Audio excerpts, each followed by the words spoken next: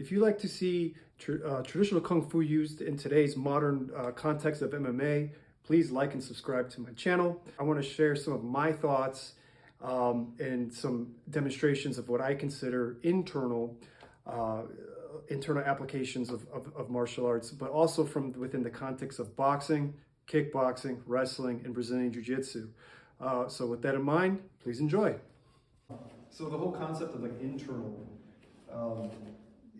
some people think of it as like the Force from Star Wars or something like that, or some like radio energy wave, like no touch, knockout kind of thing.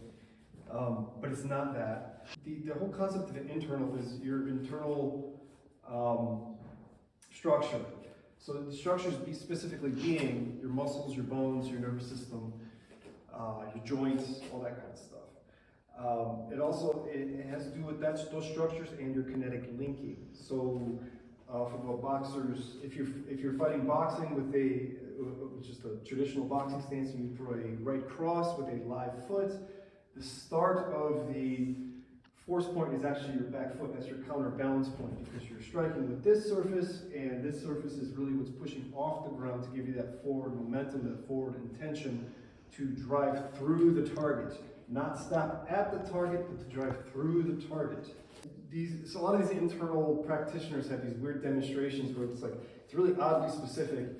It's like, oh, you have to stand here like this, don't move, don't move. And then they're like, they try to push on them and like, just resist. Try to push, I can't move them, and then they push on them, the guy goes flying.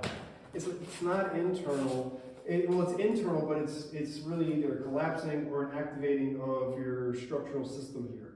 So when I just push on Matt here with my arm, he doesn't go anywhere. But when I relax into it, I move him off his feet and I can push him forward, because the origin point of the movement starts at the back heel, which I then collapse some structure here, like maybe a little bit of your diaphragm or your abdominal muscles to loosen up. So this way I can reposition myself and posture myself for my hips and to push forward with my hand. So that's internal.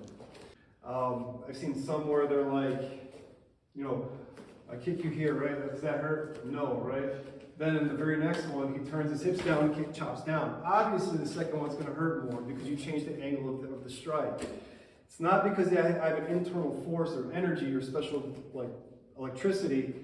It's just because of the way the impact of my shin to the target happened. So it's not an internal Jedi mind trick thing. Okay? Okay, so covered boxing, kickboxing. Wrestling, getting a good wrestling stance.